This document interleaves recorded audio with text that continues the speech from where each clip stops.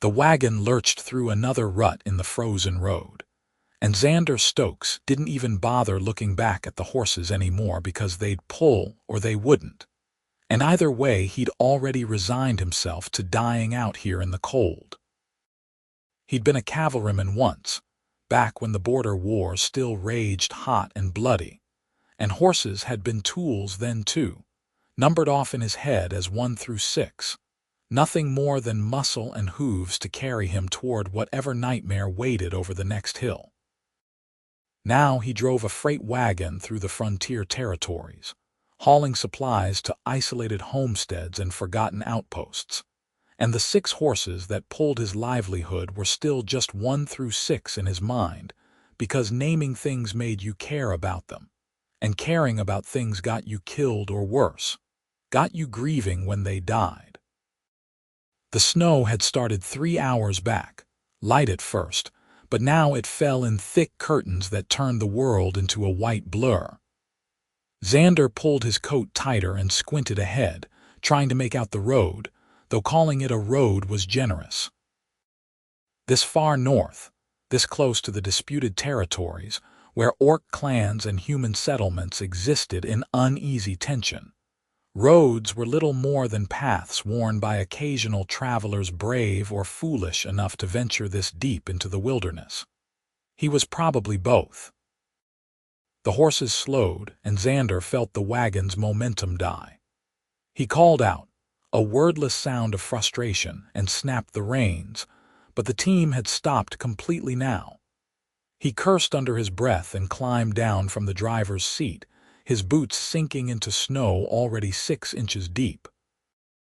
The wind cut through his coat like knives, and he hunched against it as he made his way to the front of the team. One, the lead horse on the left, had her head down, nostrils flaring. The others shifted restlessly in their harnesses. Xander ran his hand along one's neck, checking for injury, but found nothing obvious. Then he looked ahead and understood. The road, such as it was, had disappeared entirely under the snow, and a dark line of trees loomed to the right where no trees should be. They'd drifted off course, and the horses knew it even if he hadn't. "Damn it," he muttered, his breath fogging in the frigid air. He tried to get his bearings, but the snow made everything look the same. The smart thing would be to unhitch the horses, find shelter, wait out the storm. But he had a contract, supplies that needed delivering to a garrison 2 days north, and if he failed to deliver, he wouldn't get paid. If he didn't get paid, he wouldn't make it through the winter. He was weighing his options, none of them good, when he heard the sound. It was faint at first, almost lost in the wind, but it grew louder as he stood there. Not the howl of wolves or the crack of breaking branches, but something worse. A voice. A scream, raw and ragged, cut short and then rising again. Human or orc, he couldn't tell, but it came from somewhere ahead and to the left, deeper into the trees. Xander's hand went instinctively to the sword at his hip. Old habits from his cavalry days, when screams in the wilderness meant ambush or battle.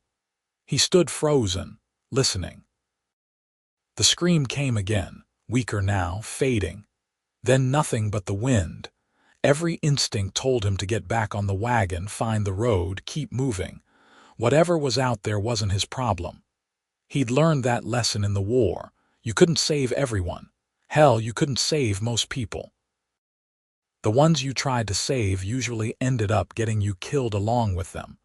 But his feet were already moving, crunching through the snow toward the trees.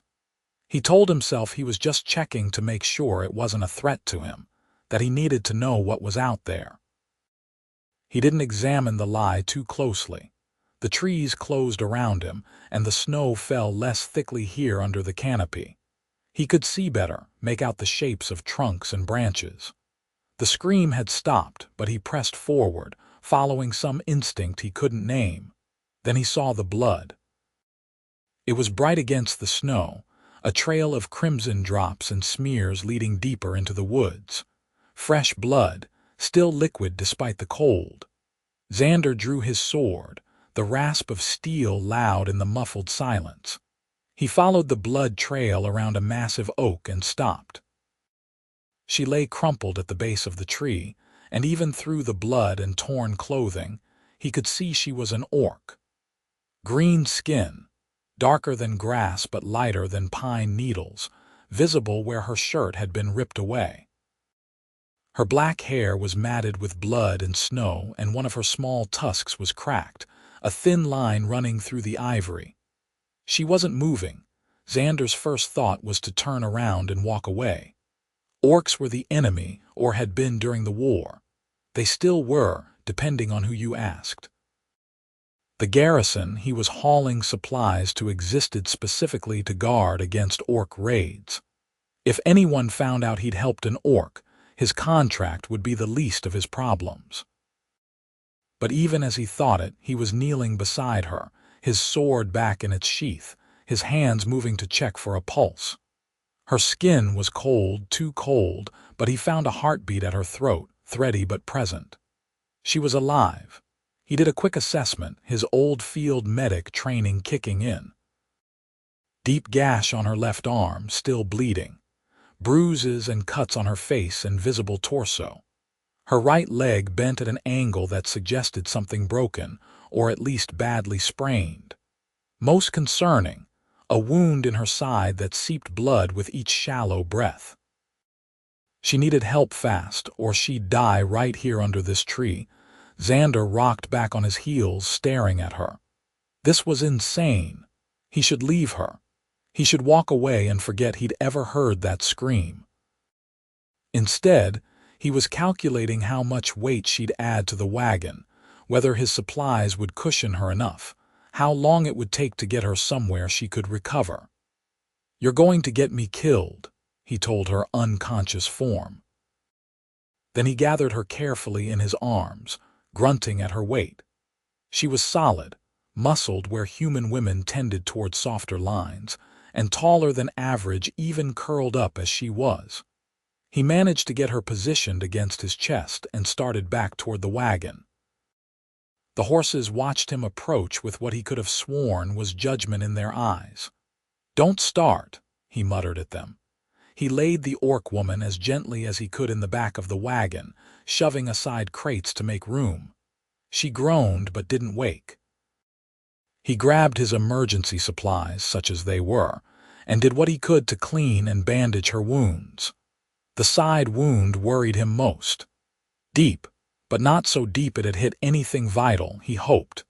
He packed it with clean cloth and wrapped her torso tight, then splinted her leg as best he could. By the time he finished, he was shaking from cold and adrenaline. He covered her with every blanket and spare cloth he had, then climbed back into the driver's seat. The snow had gotten worse, visibility down to almost nothing. He had no idea where the road was anymore, but he remembered passing a hunting shelter about an hour back, set off the path but visible from it. If he could backtrack, find it, they could wait out the storm there. He turned the team around, a difficult process that had the horses snorting their displeasure, and started back the way he'd come. The tracks from his wagon were already filling with snow, but he could make out the faint depressions. He followed them, peering through the white curtain, until finally he spotted the dark shape of the shelter off to the right. It took another half-hour to get the wagon close enough, to unhitch the horses and lead them into the lean-to attached to the shelter's side, to carry the orc woman inside and lay her near where he'd build a fire. By the time he had a fire going and the horses settled with feed from his supplies, full night had fallen, and the storm had become a blizzard that howled outside the shelter's walls. Xander sat by the fire, watching the orc woman breathe. She hadn't woken, which might be a mercy given the pain she'd be in. He should check her wounds again, change the bandages, try to get some water into her. Instead, he just sat there, trying to figure out what the hell he thought he was doing. The fire crackled and popped. Outside, the wind screamed. And Xander Stokes, former cavalryman and current freight hauler, committed himself to keeping an orc alive in the middle of nowhere, for reasons he couldn't begin to explain. She woke sometime in the deep night, and he knew because she tried to kill him. One moment he was dozing against the wall, and the next she was on him, or trying to be, her hand scrabbling for his throat. She was weak, her movements uncoordinated, but her fingers still found his windpipe and squeezed. Xander reacted on instinct, grabbing her wrist and twisting, using her momentum to roll her off him. She cried out in pain as her injuries protested, and he immediately let go, scrambling back. They stared at each other across the fire, both breathing hard. Her eyes were yellow, he noticed, bright as coins in the firelight. Cat eyes, predator eyes, but also confused eyes, pain-glazed and unfocused. "Easy," he said, holding up his hands. "You're hurt. I found you in the woods. You're safe here." She bared her teeth, and he saw both tusks now, the cracked one and its twin, small and sharp. She tried to push herself up, failed, fell back with a groan that sounded like it was torn from somewhere deep inside. "Don't move," Xander said. "You've got broken ribs, maybe worse. You were bleeding pretty bad when I found you." She was breathing hard, her yellow eyes never leaving his face. When she spoke, her voice was rough, scraping over gravel. Why what? Why help me? You are human, I am orc. We are enemies." Xander shrugged, trying to look casual despite his racing heart. "Maybe I'm just stupid." She studied him for a long moment, then slowly, carefully lay back down. "Yes," she said, "very stupid." Despite everything, he almost smiled. "What happened to you?" She was quiet so long he thought she wouldn't answer. "Then, my clan. They cast me out. I spoke against the war chief, said we should seek peace with the human settlements. He did not agree, neither did the others. They beat me and left me for dead." Her voice was flat, empty of emotion, but he could hear the pain underneath. "I'm sorry," he said and meant it. She looked at him sharply.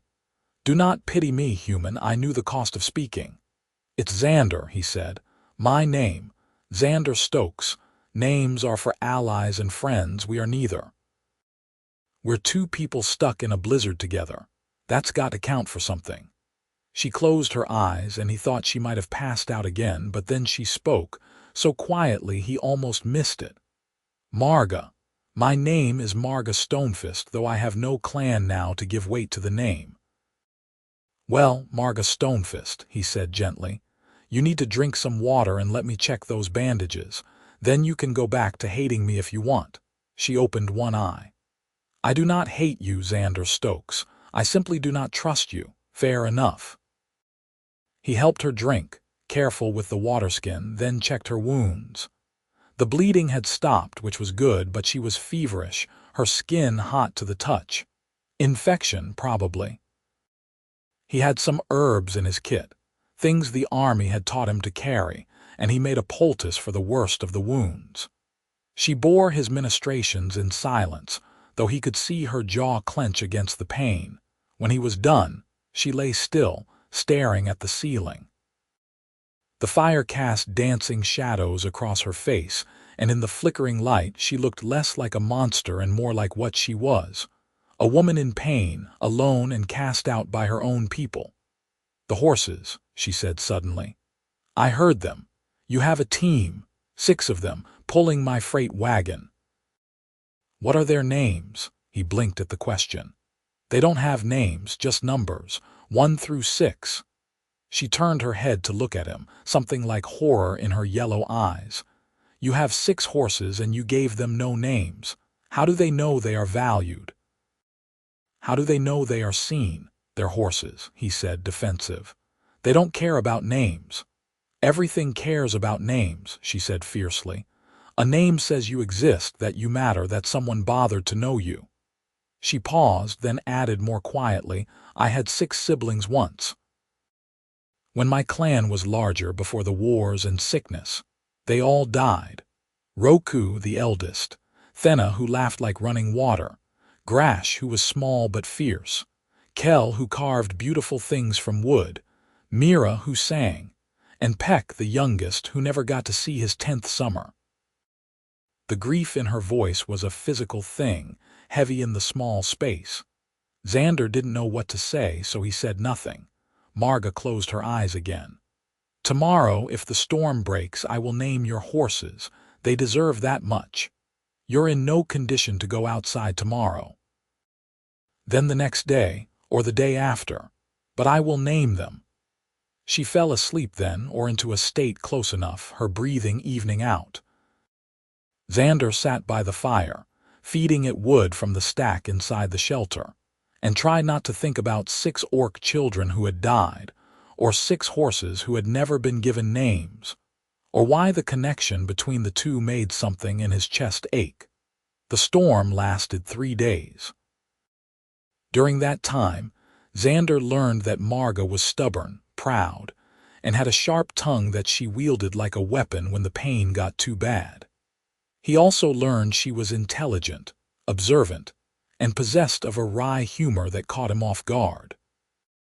She asked him about the war, about what he'd seen and done, and he found himself telling her things he'd never spoken aloud, about the cavalry charges that ended in blood and screaming, about the orc warriors he'd killed and the friends he'd watched die, about the day he'd taken an arrow to the shoulder and been invalided out, ending his military career and starting his current life hauling freight. In turn, she told him about her clan, the Stonefist, one of many orc clans that roamed the northern territories. About their customs and their honor codes, their fierce loyalty to family and their complex relationships with the land and its spirits. About her childhood, learning to fight and hunt, and her growing conviction that the endless cycle of raiding and retaliation with human settlements would destroy her people eventually. The war chief, Throck, he believes strength is everything, she said on the second day, when her fever had broken and she could sit up without passing out. He thinks negotiation is weakness, that humans will only respect force. I tried to tell him that force has only brought us death. Each raid costs lives, each battle leaves fewer of us, but he would not listen. So you spoke up in front of the clan, in council, yes. I had earned the right through combat trials, but the others agreed with Throck. They called me traitor, coward, human lover. She touched her cracked tusk carefully. This was Throck's gift before they cast me out. Xander felt anger kindle in his gut. He'd seen a lot of cruelty in the war, but somehow this felt worse.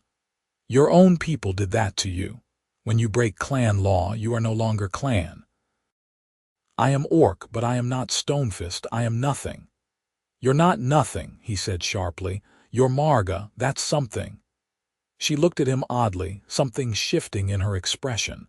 Then she changed the subject, asking about the horses, and he let her. On the 3rd day, the storm finally blew itself out. The world outside was buried under 2 feet of snow, brilliant white in the weak winter sun. Xander dug out the door and checked on the horses. They were fine, huddled together in the lean-to, and they whickered at him when he brought them grain and water. We should leave tomorrow, he said when he came back inside. The road will be rough, but the garrison won't wait forever. Marga was sitting up, still wrapped in blankets, her legs splinted and propped on a crate. She looked better, color returning to her green skin, the yellow of her eyes less fever-bright.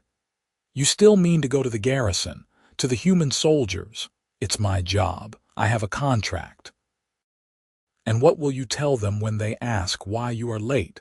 He hadn't thought about that. The storm, I guess. And if they see marks from my blood in your wagon, if they search your supplies and find bandages stained green.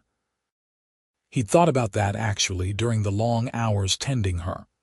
I'll tell them the truth if they ask, that I found someone hurt and helped them. They will not care that you helped. They will only care that it was an orc. You could be branded traitor, arrested, or worse. Then I won't tell them unless they ask. She shook her head slowly. You should have left me in the woods, Xander Stokes. I am a danger to you. Maybe, he said, but I didn't leave you and we're here now, so we deal with what is, not what should have been. Something like respect flickered in her eyes. You are strange for a human. I've been told that before.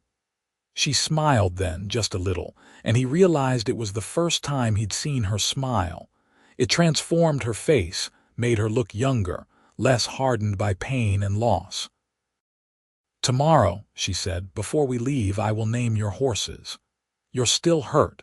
You should stay here, rest more. I can come back for you after I make the delivery. No, she said firmly. If I stay, I will freeze or starve. If I go with you, at least I have a chance. Besides, I made a promise to your horses. I will keep it. He wanted to argue, but he could see the set of her jaw, the determination in her eyes. She was going whether he helped her or not. At least if she was with him, he could make sure her wounds didn't reopen. Fine, he said. But we're taking it slow, and the first sign your side starts bleeding again, we stop. Agreed. They spent the rest of the day preparing, and Xander made a nest of blankets and supplies in the wagon bed where Marga could lie as comfortably as possible. He melted snow for water, packed what food they had, and checked the horses' hooves and tack. That night, their last in the shelter, they sat by the fire and talked less, a comfortable silence settling between them. Xander found himself watching her when she wasn't looking, noticing things. The way her ears twitched when the wind gusted, the scarring on her hands from years of weapon work, the careful way she moved, always aware of her body and space, a warrior's grace even injured. You are staring, she said without opening her eyes. Sorry. Why do you stare? He should have deflected, made a joke, changed the subject. Instead, he told the truth. I'm trying to figure out how I thought orcs were monsters. You're not monstrous. You're just a person. She opened her eyes then, and the firelight reflected in them, turning yellow to gold. In the war you killed orcs. Yes. And now you regret it. I regret all the killing. Orc and human both. But I don't know if I regret it exactly. I was a soldier. I followed orders. I did what I thought was right at the time. And now I think maybe there was another way. Maybe if people like you had been listened to and people like me had questioned our orders, maybe things could have been different. Maybe, she agreed softly, but maybe not. Humans and orcs have fought for generations. It is our way. It doesn't have to be. She looked at him for a long time, something searching in her gaze. Then she reached out slowly and touched his hand where it rested on his knee. Her skin was warm, slightly rough, her fingers calloused. You are a strange man, Xander Stokes, but perhaps strange is what the world needs. His hand turned under hers, their fingers interlacing. It felt natural, right, and also terrifying in its implications. They sat like that until the fire burned low, neither speaking, neither moving, just existing together in the quiet dark. Morning came cold and clear. Xander helped Marga outside, supporting her weight as she limped to the lean to where the horses waited. They stood in a line, watching the orc woman approach with wary eyes. Marga stopped in front of the first horse, the lead mare on the left, the one Xander called One. She was a gray, sturdy and reliable, with a white star on her forehead. Marga reached out and let the horse sniff her hand, then touched her forehead gently. Roku, she said quietly. You are Roku for my eldest brother, who was strong and reliable and always led the way. The mare's ears pricked forward and she huffed softly, her warm breath fogging in the cold air. Marga smiled and moved to the next horse. Thena, she named the bay mare beside Roku. For my sister who laughed like water. You have kind eyes like she did. Down the line she went, leaning on Xander when her leg threatened to give out but determined to see it through. The third horse, a black gelding, became Grash. The fourth, a chestnut mare, became Kel. The fifth, another gelding, gray like Roku, became Mira. And the last, a young bay gelding, became Peck. When she was done, she stood before them, tears running down her green cheeks. "You are seen," she told them. "You are known. You matter." The horses stood quiet, and Xander felt something shift in his chest, some understanding he couldn't articulate.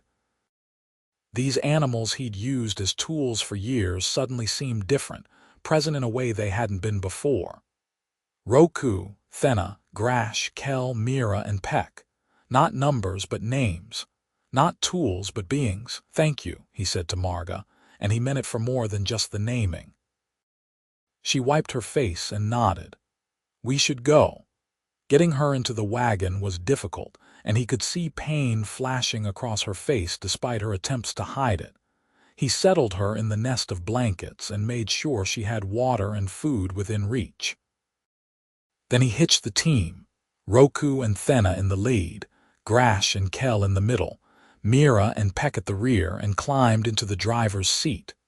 The road was buried under snow, but he could follow the general direction, and the horses seemed surer of their footing now, more willing. Maybe that was his imagination. Maybe it was the rest they'd gotten.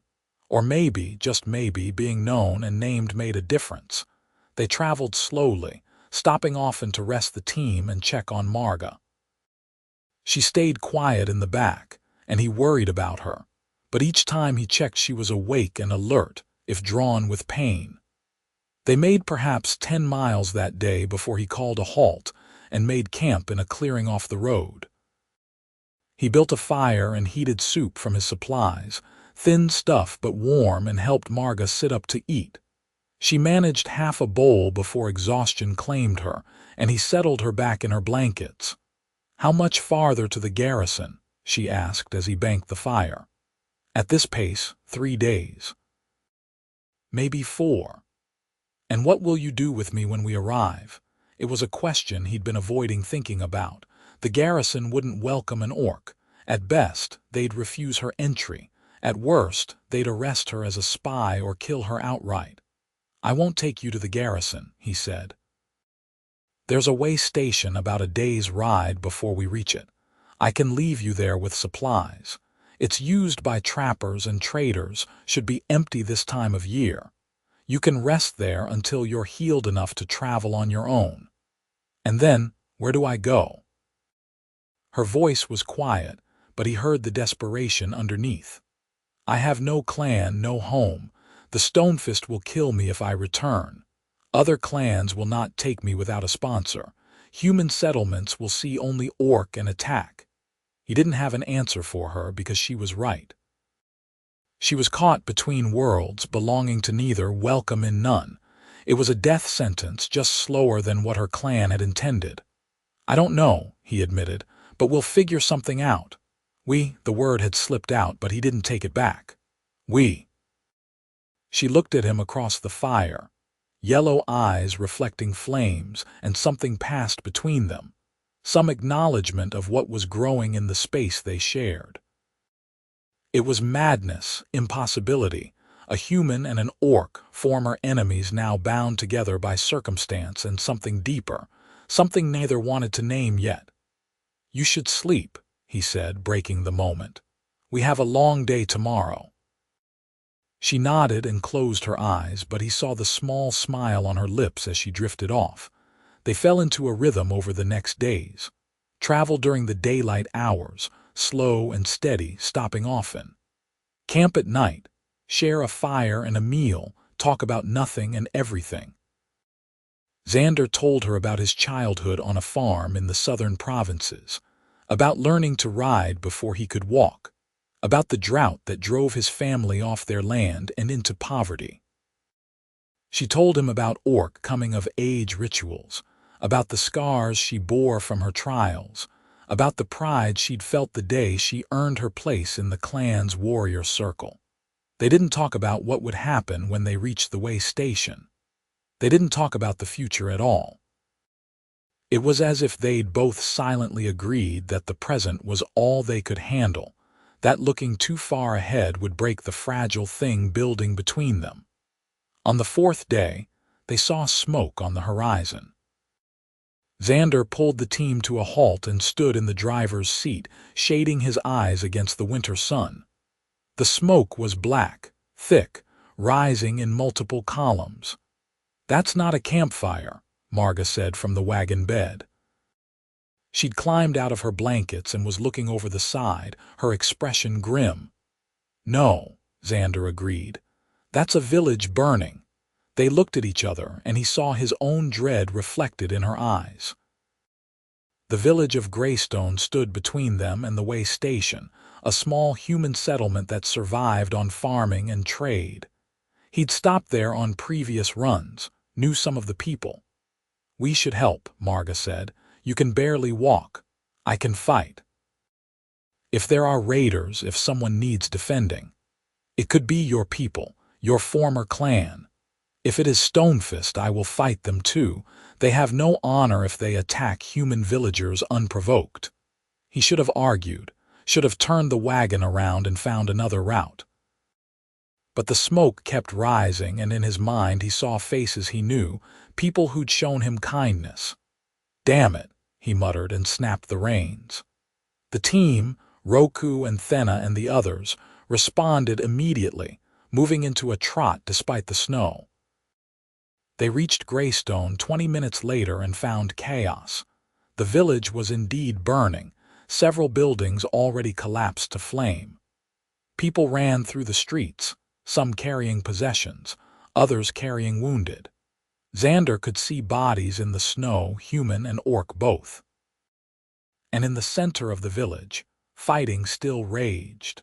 A band of orcs, maybe 20 strong, were engaged with the villagers and what looked like a small contingent of human soldiers, probably from the garrison. The orcs were winning, their size and strength overwhelming the defenders.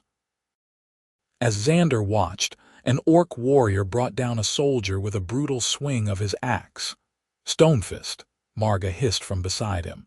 She'd climbed into the driver's seat, her leg be damned, and her eyes were fixed on the battle. "I see their markings. Throck leads them. We need to get you out of here." "No, we need to stop this." "Marga, you're injured. I'm one man with a sword.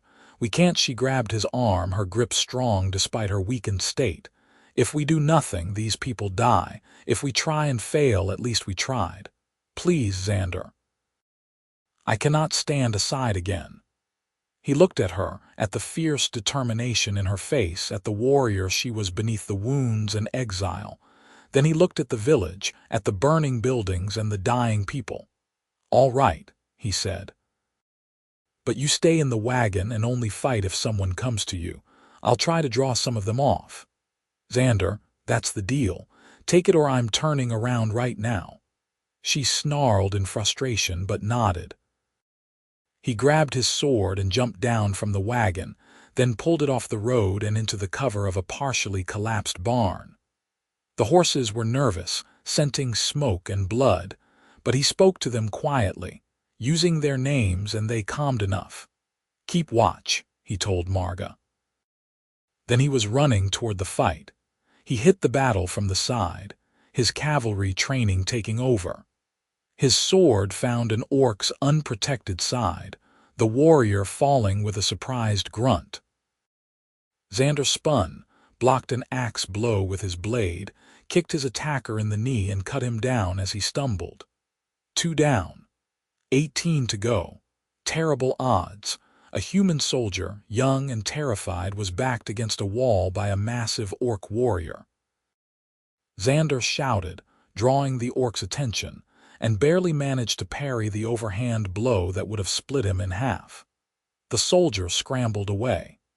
The orc pressed his attack, and Xander gave ground, using speed and technique against raw strength. They traded blows, and Xander felt his arms going numb from the impact. This orc was good, experienced, and he was barely holding on. Then the orc made a mistake, overcommitted to a strike, and Xander was inside his guard, his blade finding the gap in the warrior's armor. The orc went down, and Xander turned to find his next opponent. That's when he saw Throck.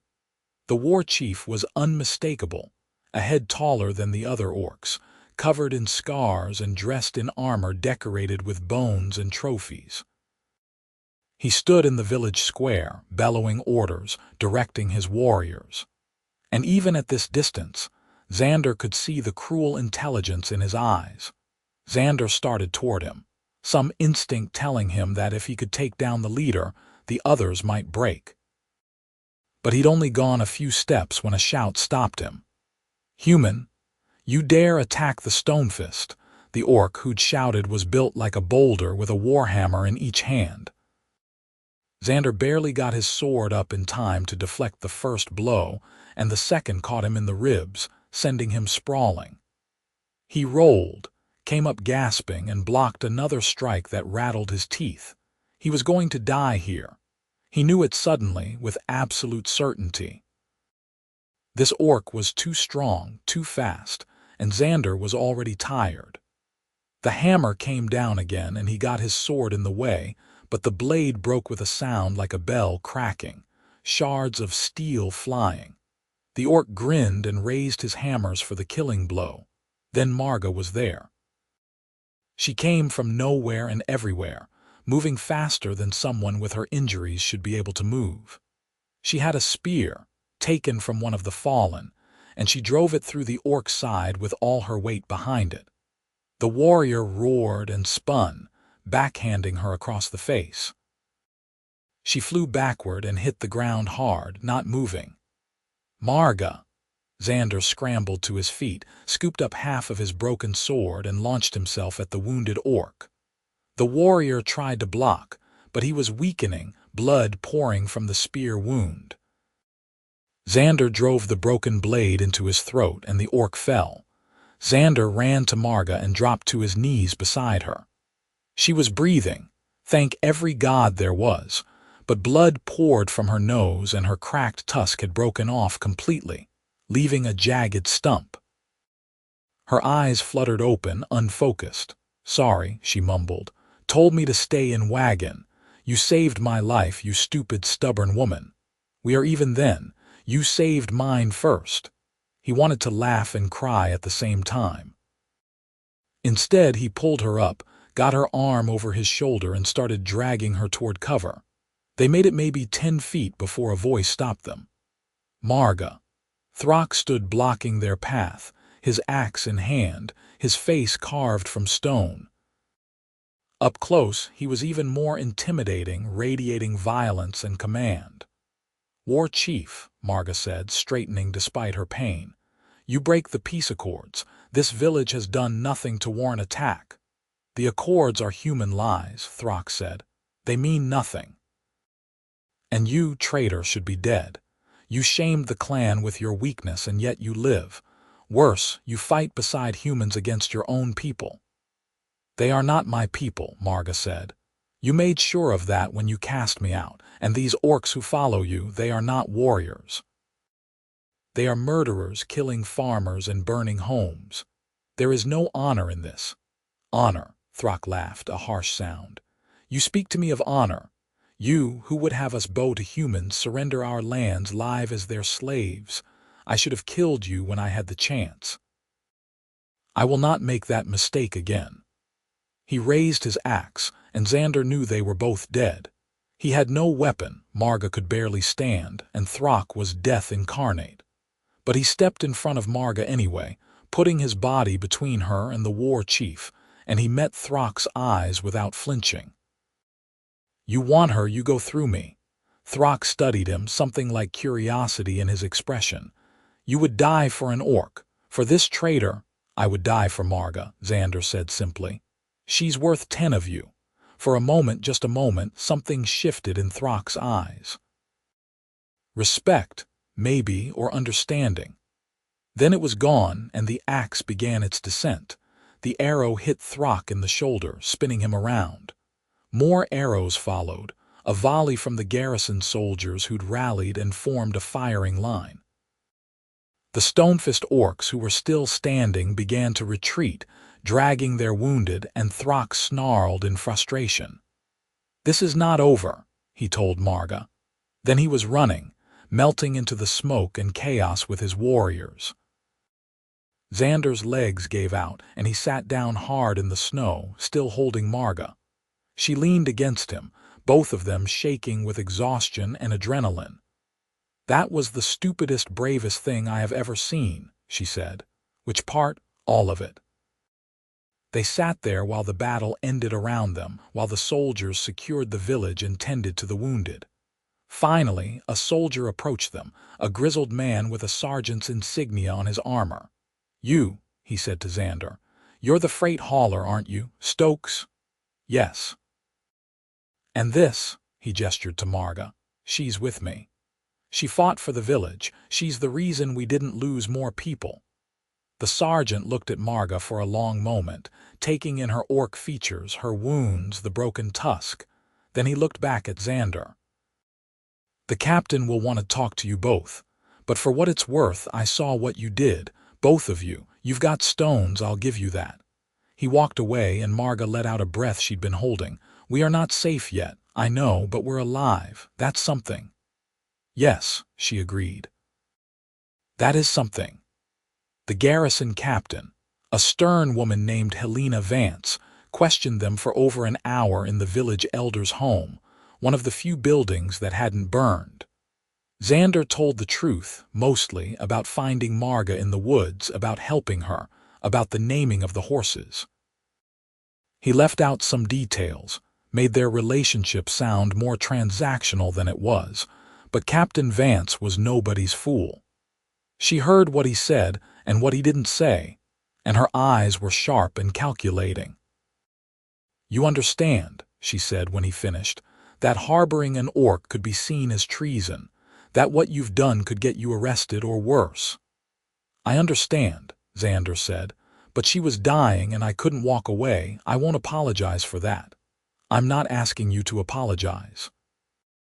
I'm explaining the reality of the situation." She turned to Marga. "And you fought against your own clan." "Why?" "They are not my clan," Marga said tiredly. "They cast me out, and even if they had not, what Throck did here was wrong. I have dishonored myself in many ways, but I will not stand by while innocents are slaughtered." Captain Vance was quiet for a long moment. Then she sighed. "The world is changing. The old ways, the old hatreds, maybe they don't serve us anymore. Maybe people like you two are what we need, proof that orcs and humans can work together, can see each other as something other than enemies." "Does that mean we're free to go?" Xander asked carefully. "It means I'm going to look the other way. Your freight is still needed at the garrison. When you deliver it, you'll be paid as contracted. What you do after that, where you go, who you take with you, that's your business. But I'd suggest you don't advertise your companion. Not everyone is as open-minded as I'm choosing to be today." Relief flooded through Xander. "Thank you, Captain." "Don't thank me. Just do some good with the second chance you're getting."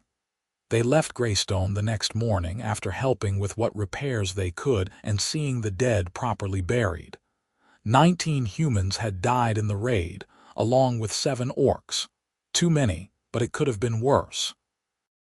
Would have been worse without the warning they'd given and the help they'd provided. The garrison was another day and a half away, and they traveled in silence, both lost in thought. Xander kept replaying the battle, Throck's axe descending, the moment he'd been sure they would die. And he kept thinking about what he'd said, that he would die for Marga. He'd meant it. Somewhere in the past week, this orc woman had become important to him in a way that defied logic or sense. They reached the garrison at dusk, and Xander made his delivery while Marga waited with the wagon, hidden under blankets. The quartermaster signed off on the shipment, paid him his fee, and sent him on his way with barely a word. Apparently word of what had happened at Greystone hadn't reached them yet, or if it had, no one cared to mention it. Xander drove the wagon out of the garrison and kept going, following the road south. Marga climbed into the driver's seat beside him, and they watched the sun set over the mountains, painting the snow orange and pink and gold. "Where are we going?" she asked. "I don't know," he admitted. "Away from here. somewhere we can figure out what comes next. And what does come next? He looked at her, at this impossible woman who'd crashed into his life and turned everything upside down. I don't know that either, but I know I don't want to say goodbye to you. She was quiet, and he wondered if he'd said too much, crossed some line. Then she reached over and took his hand, lacing their fingers together like she had that night in the shelter. I do not want to say goodbye either, she said softly. But Xander, we must be realistic. You are human, I am orc. The world will not accept us together. Where can we go that we will both be welcome? Then we make our own place, he said. There's frontier land to the west, unclaimed territory. We could build a homestead, live quiet, away from people who want to tell us how things should be. A homestead. You would be a farmer again. Why not? I've got 6 good horses, a wagon, some money saved. You've got skills, know how to hunt and survive. Between us, we could make it work. It would be hard, dangerous. Everything worth doing is. She smiled, and even with her broken tusk and bruised face, she was beautiful. You are a dreamer, Xander Stokes. Maybe. Or maybe I'm just tired of living halfway, keeping people and things at a distance, refusing to care because caring hurts. I'm tired of numbering horses instead of naming them. I'm tired of being alone. You are not alone, not anymore. They drove through the night, and with each mile, the garrison and the war and the weight of the past fell farther behind. Ahead lay uncertainty, risk, and the unknown, but also possibility, hope, and each other. As dawn broke, they found a clearing beside a half-frozen stream and made camp. Xander unhitched the team, and for the first time he spoke to each horse by name, thanking them for their work. Roku, Thena, Grash, Kel, Mira, and Peck. Named and known, valued and seen. They seemed to stand a little taller, their eyes a little brighter, or maybe that was just his imagination. Marga was setting up their fire when he joined her, moving more easily now, her injuries healing with the remarkable resilience of orc physiology. She looked up as he approached, and something in her expression made his heart race. Xander, she said, I need to tell you something. All right. In orc culture, when 2 people choose to join their lives, there is a ritual. They exchange tokens, something precious to each of them, and they speak vows. It is binding, a promise that cannot be broken lightly. He could feel where this was going, and his heart beat faster. Go on. I have nothing precious to give you, she said quietly. Everything I had was taken or lost, but I would make this vow if you would hear it. I would promise myself to you, Xander Stokes, for as long as we both live. I would stand with you, fight for you, build with you. I would be yours if you would be mine. The words hung in the cold air between them, huge and terrifying and perfect. Xander felt like he was standing on the edge of a cliff, about to jump. Then he realized he'd already jumped days ago, the moment he'd carried her from the woods. I don't have anything precious either, he said. Except maybe this. He pulled off his cavalry ring, the silver band he'd worn for 10 years, through war and peace, the last reminder of who he'd been. It was scratched and dented, far from precious in any material sense, but it was all he had. This ring represents my past, he said. But I want to give it to you as a promise for the future. I vow to stand with you, Marga Stonefist. To fight for you, build with you, walk beside you wherever the road leads. I am yours as long as you'll have me. She took the ring with shaking hands and slipped it onto her thumb, the only finger large enough. Then she reached up and touched her broken tusk, winced as she worked it loose completely and held it out to him. This tusk was a mark of my clan, of who I was, she said. Now it is a mark of who I choose to be. Take it, Xander, and know that I am bound to you by choice, not by clan or custom, but by my own free will. He took the tusk, small and sharp in his palm, still stained with her blood. It was strange and beautiful, a piece of her given freely. He tucked it carefully into his pocket. next to his heart. They stood there in the dawn light, human and orc, bound by vows that neither culture would recognize, but that felt more real than any ceremony. Then Marga stepped forward and kissed him, careful of her remaining tusk, and he wrapped his arms around her and held on like she was the only solid thing in a spinning world. When they finally broke apart, both breathless, she laughed, and it was the most beautiful sound he'd ever heard.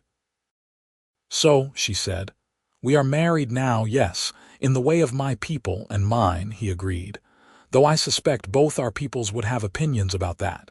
Let them have opinions, we have each other." "Yes," he said, kissing her again, "we do." They spent the day at the clearing, resting and planning. Xander dug out the old maps he carried and they pored over them, looking for likely places to settle.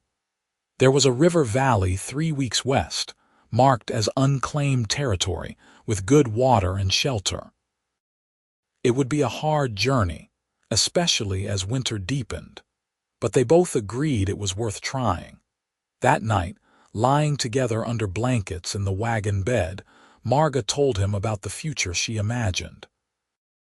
A house built from timber, a barn for the horses, fields cleared and ready for spring planting.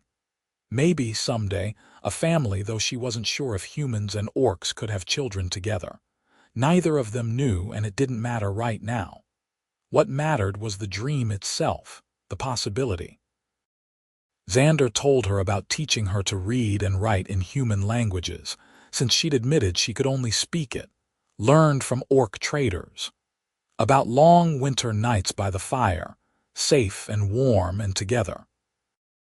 About growing old in a place they'd built with their own hands, where nobody could tell them what they should or shouldn't be. They were dreams, fragile as glass, but they held them carefully and added to them, piece by piece, until they had something solid to work toward. In the morning, they headed west. The journey was hard, just as they'd expected. The snow deepened as they climbed into the foothills, and there were days when they could only travel a few miles before needing to stop. Food grew scarce, and they survived on Marga's hunting skills and Xander's careful rationing. The horses struggled, but Xander spoke to them by name, encouraged them, thanked them, and they gave everything they had. Twice they saw other travelers, once a human trapper and once a band of orc hunters. Both times they hid, unwilling to risk confrontation or explanation.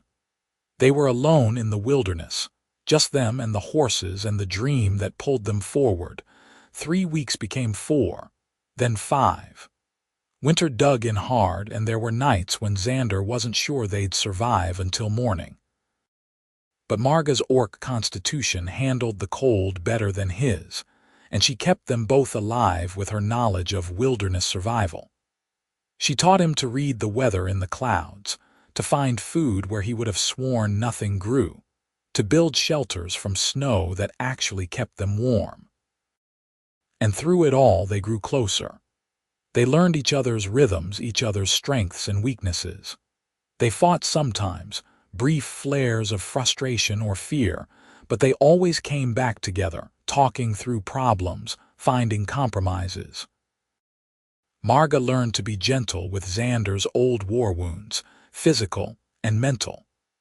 Xander learned to give Marga space when grief for her lost clan overwhelmed her. They made love for the first time in a snow cave, sheltering from a blizzard, desperate for warmth and connection, and proof that they were alive. It was awkward at first, navigating the differences between human and orc bodies, but they figured it out together, and it was beautiful in a way that had nothing to do with technique and everything to do with trust. On the first day of the new year, they reached the river valley. It was everything the map had promised. A wide river, frozen now but clearly substantial, winding through a valley protected by hills on 3 sides. Forest grew thick on the slopes, offering timber and game. The snow was deep, but underneath, Xander could imagine good soil, ready for planting come spring. And best of all, there was no sign of habitation, human or orc. It was empty, unclaimed, waiting for them. "This is it," Marga said, standing in the wagon bed looking out over the valley. "This is home." Xander stood beside her and took her hand. "If we do this, if we settle here, there's no going back. We'll be committed." "I have been committed since the day you pulled me from the snow," she said. "I choose this. I choose you. I choose us. Then let's build our home." They found a spot where the river bent, offering protection and access to water. There was a natural clearing that would become their fields, and a stand of old-growth trees perfect for logging. Xander knew it would take months, maybe years, to build what they envisioned, but looking at it now, he could see it all. The house, the barn, the fences, the life. They started immediately, despite the cold and snow. Using the wagon as shelter, they began felling trees, dragging logs to the building site. Marga was stronger than Xander, could lift more and work longer, but he had the knowledge of construction from his farm childhood. Together, they were enough. The horses, Roku, Thena, Grash, Kel, Mira, and Peck, helped drag logs and clear ground. Xander built them a proper shelter first, wanting them protected before worrying about himself and Marga. The horses seemed to understand, standing patiently in the cold while he worked, trusting him to care for them as they'd cared for him and Marga. Winter loosened its grip slowly, reluctantly. By the time the first signs of spring appeared, they had the frame of a house raised and a sturdy barn completed. The horses had survived the winter, all 6 of them, thinner but healthy, and they grazed on the new grass that pushed through the melting snow. Xander and Marga stood outside their half-built house one evening as the sun set, exhausted and filthy and happy. They'd worked themselves to the bone, but every log placed, every wall raised was a promise kept and a future claimed. "You regret it?" Xander asked. "Giving up your people, your culture, everything you knew for this?" Marga leaned against him, solid and warm. "I gave up nothing I had not already lost. What I gained was everything. You, this place, a future. No, Xander Stokes, I do not regret." "Good," he said. "Because I'm not sure I could do this without you." "You could," she said, "but you do not have to. That is the point." They finished the house by early summer, a solid structure of logs and stones with a hearth that drew well and shutters to keep out the wind. It wasn't fancy, but it was theirs, built with their hands and their sweat and their determination. They planted their first fields, wheat and vegetables, working side by side in the soil. Marga had a natural affinity for growing things, a connection to the land that came from her orc heritage, and the plants seemed to respond to her care. By midsummer, their fields were green and thriving. Word of their settlement reached the outside world eventually. A trapper came through in late summer and was shocked to find a human and an orc living together. He left quickly, muttering to himself, and Xander and Marga worried about what stories he might spread. A month later, a small group arrived. 3 humans and 2 orcs, outcasts like Marga, people who didn't fit in their own societies and were looking for somewhere they could exist without judgment. They asked permission to settle nearby, to build their own homes and lives in the valley, and after discussing it, Xander and Marga agreed. More came over the following years. Other mixed couples, human and orc, who'd faced persecution or violence for their relationships. Exiles and refugees, criminals only in that they dared to love across species lines. Within 5 years, there were 20 families in the valley, a community of misfits and dreamers who'd chosen acceptance over hatred.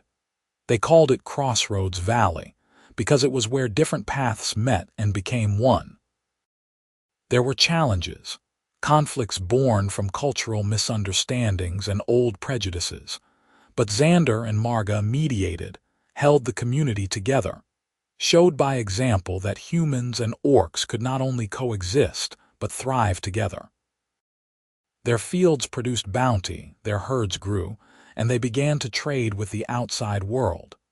Some merchants refused to deal with them, disgusted by the mixed community, but others saw opportunity and looked past old hatreds to new business.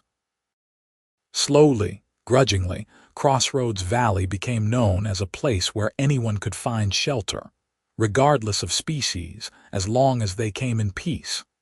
10 years after they'd first entered the valley, Xander and Marga stood on the porch of their home, watching the sun rise over their fields.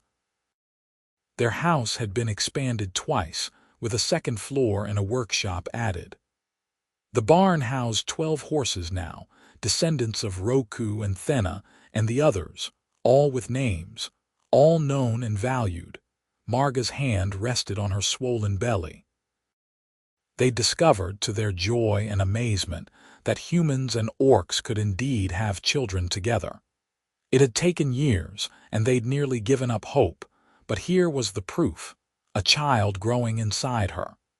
The first of their own and a symbol of something larger.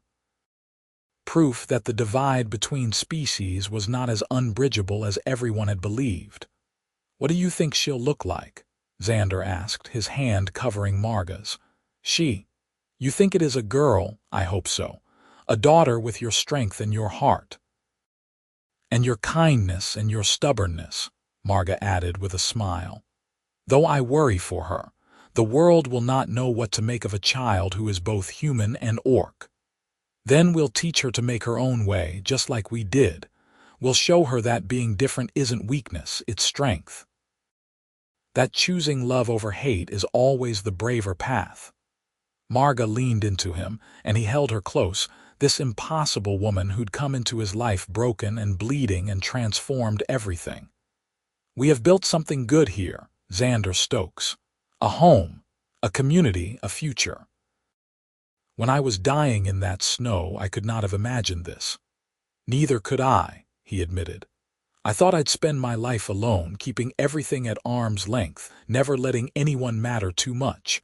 Then you came along and ruined all my plans. She laughed, the sound warm and rich. I am very good at ruining plans. They stood there as the sun climbed higher, painting the valley in gold and green. Behind them, the community was waking, smoke rising from chimneys, children's voices calling out in a mixture of human and orcish languages. The 6 horses, aged now but still strong, grazed in their pasture. Roku, Thena, Grash, Kel, Mira, and Peck, named and beloved, just like every living thing in this valley. Xander thought about the man he'd been, driving a freight wagon through the snow, his horses numbered and his heart carefully guarded. That man was gone, transformed by love and courage and the decision to care even when caring was dangerous. He'd never bothered naming his 6 horses, and then an orc woman had given each one a name from her lost clan, and in that moment everything had changed. "Thank you," he said quietly. "For what?" "For naming the horses. For seeing them seeing me. For choosing to live instead of die in those woods. For everything." Marga turned in his arms and kissed him, gentle and sweet. "Thank you for stopping, for helping a stranger, for being brave enough to dream of something better. We have made miracles together, you and I." "We have," he agreed. "And we're not done yet."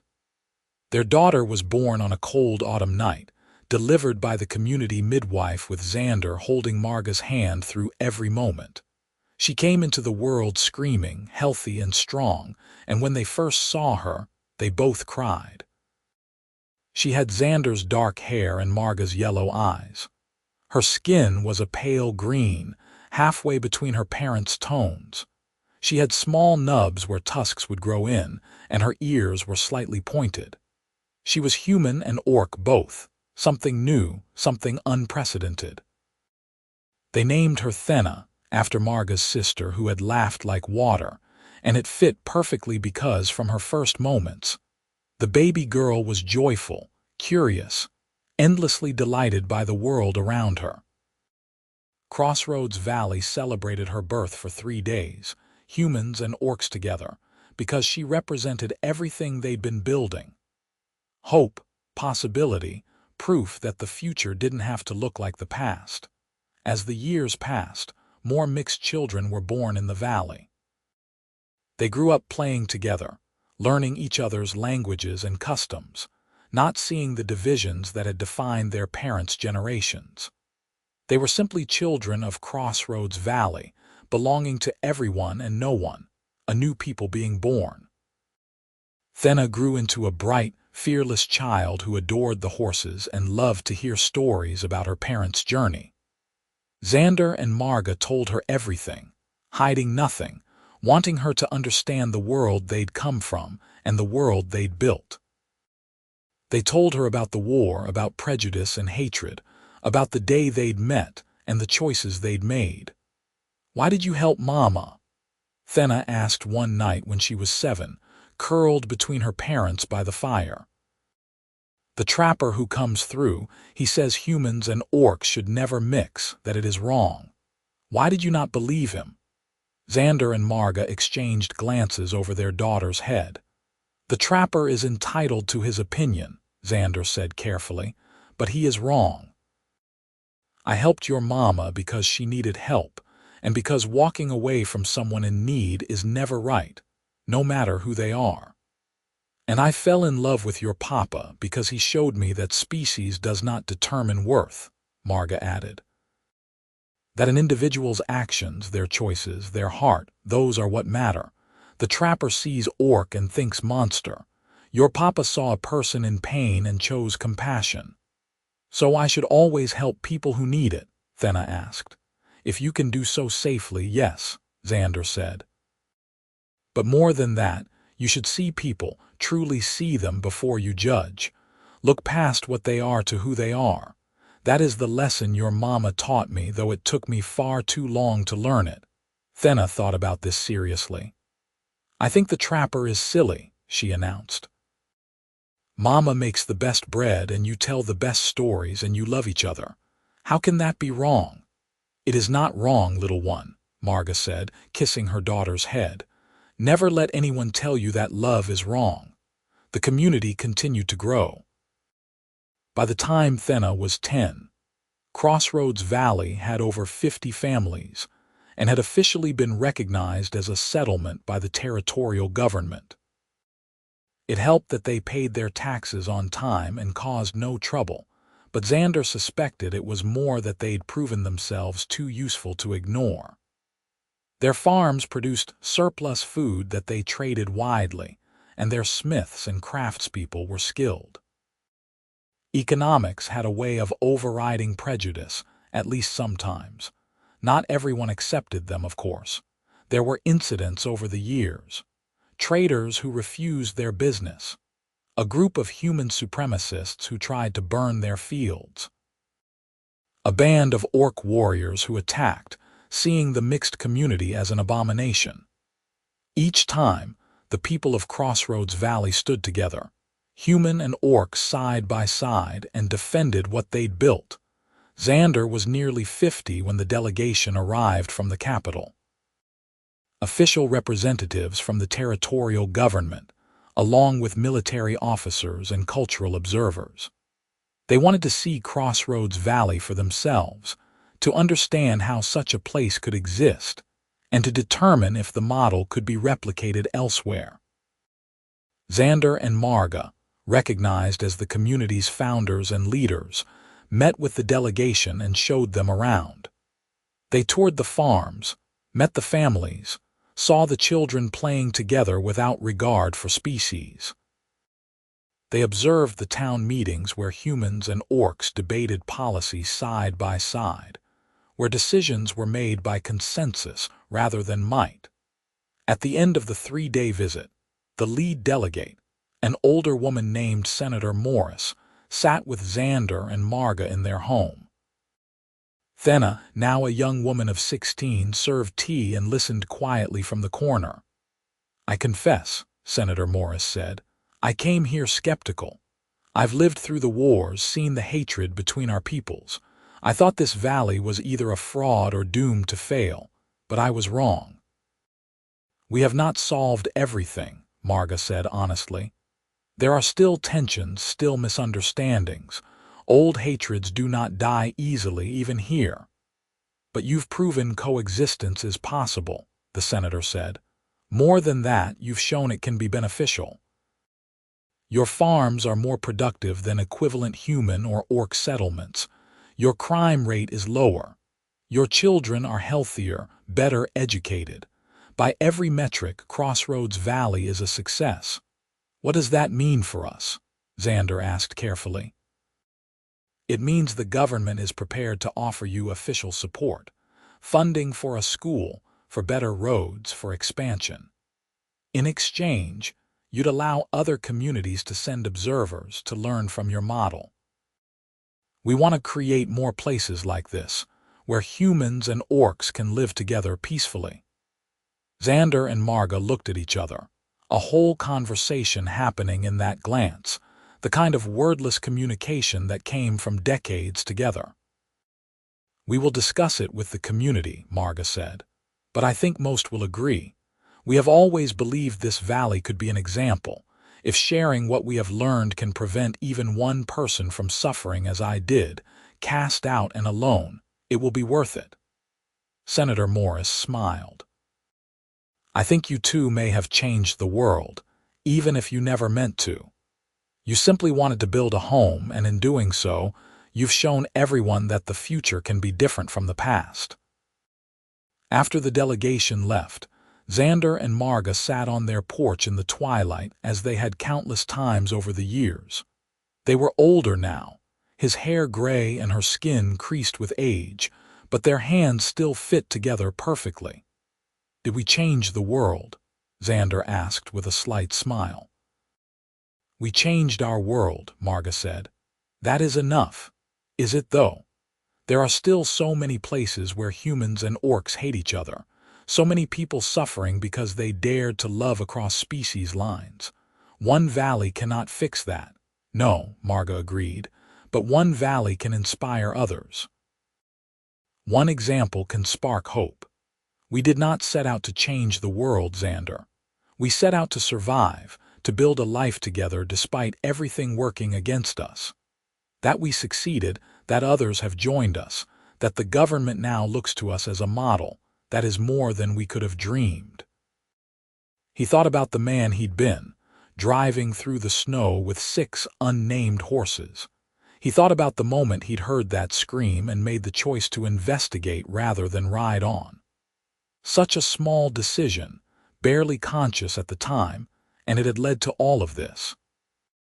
A home, a family, a community, a future that spanned species and showed a different path forward. You think Thenna understands? He asked. What we've built here, what it cost. She understands more than you think, Marga said. She has grown up surrounded by people who chose love over hate, who risked everything for a chance at something better. She will carry that forward, and so will all the children of this valley. We have not changed the whole world, but we have changed their world, and they will change the world they inherit. That is how progress happens, one generation at a time. Thenna emerged from the house, now a beautiful young woman with her mother's strength and her father's determination. She sat on the porch steps, looking out over the valley as the last light faded. The delegate said something interesting, she said without preamble. She said you never meant to start this, that you were just trying to survive, but I do not think that is true. What do you mean? Xander asked. You named the horses, Thenna said simply. Mama named them, and you accepted those names, used them, cared for them.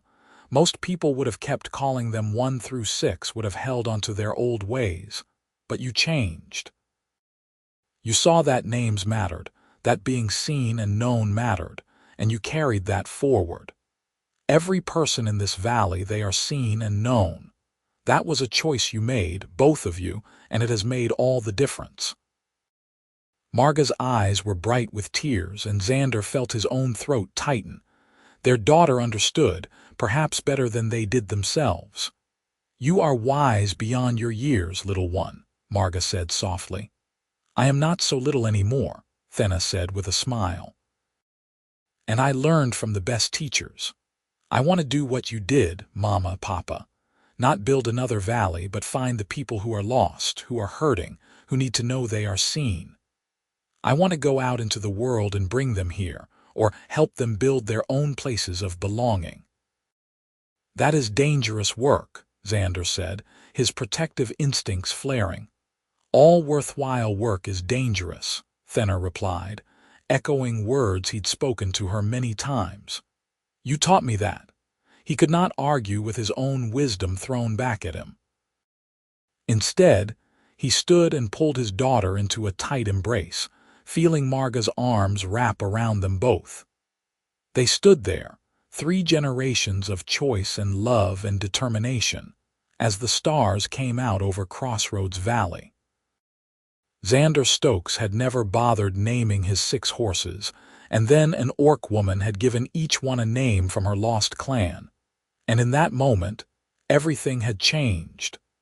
They had built a home from nothing, a community from outcasts, a future from the ruins of their pasts. They had proven that love was stronger than hatred, that compassion could overcome prejudice, that being seen and known was the most fundamental human need, whether human or orc or something entirely new. As they stood together on the porch, the lights of other homes twinkling in the valley below, Xander knew with absolute certainty that he would not trade this life for anything. The pain, the struggle, the uncertainty, all of it had been worth it to arrive at this moment, surrounded by love and purpose and hope. Marga leaned her head on his shoulder, and he felt her contentment match his own. They had done something impossible, something that would outlast them both, something that would ripple forward through time in ways they could not predict or measure. They had named what was nameless, seen what was invisible, and loved what the world said was unlovable. And in doing so, they had changed everything. The story of Crossroads Valley spread far and wide in the years that followed. Thenna did indeed go out into the world, finding lost souls and bringing them home, or helping them establish their own communities. More mixed settlements sprang up across the territories, each one following the model Xander and Marga had pioneered. The wars between humans and orcs did not end overnight. Old hatreds ran deep, and there were still those on both sides who preferred violence to peace. But slowly, incrementally, the world shifted. Trade routes opened between human and orc territories. Diplomatic relations were established. Mixed marriages, once unthinkable, became rare but not impossible. Xander lived to see his grandchildren, beautiful mixed children who carried the best of both heritages. He watched Crossroads Valley grow into a true town, with a school and a church and a town hall where humans and orcs debated and decided their future together.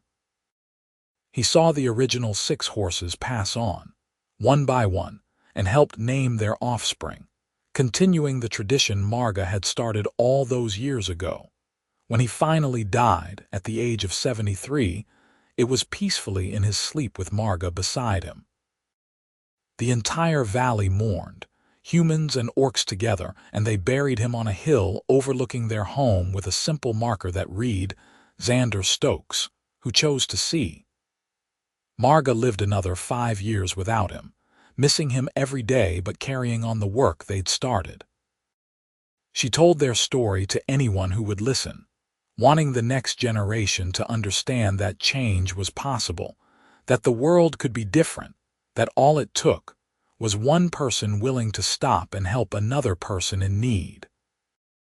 When she joined him, they laid her to rest beside him, her marker reading Marga Stonefist, who chose to name. Together in death as they'd been in life, the foundation upon which a new world had been built. Their story became legend, told and retold, embellished and simplified, but at its core always true. A human man and an orc woman who had met in the worst circumstances, who had chosen each other against all odds, who had built something beautiful from their love and determination.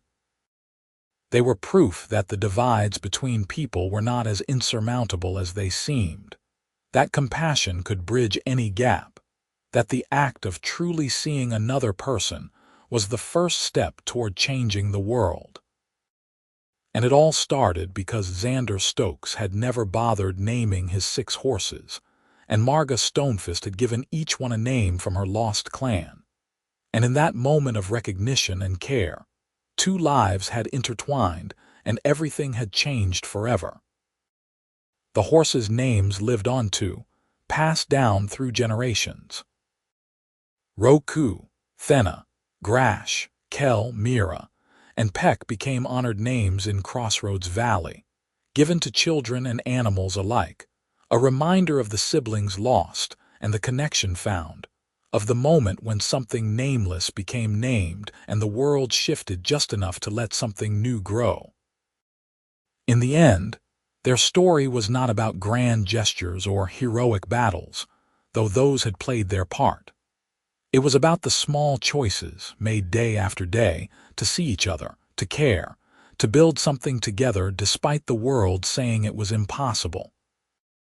It was about 6 horses given names and 2 people who dared to name themselves as chosen family, as partners, as something the world had no category for but that existed nonetheless, strong and real and transformative. And so Crossroads Valley stood, generation after generation, a testament to the power of naming, of seeing, of choosing love over hate and hope over despair. Not perfect, not without struggle, but real and thriving and proof that the future could indeed be different from the past, if only people were brave enough to build it.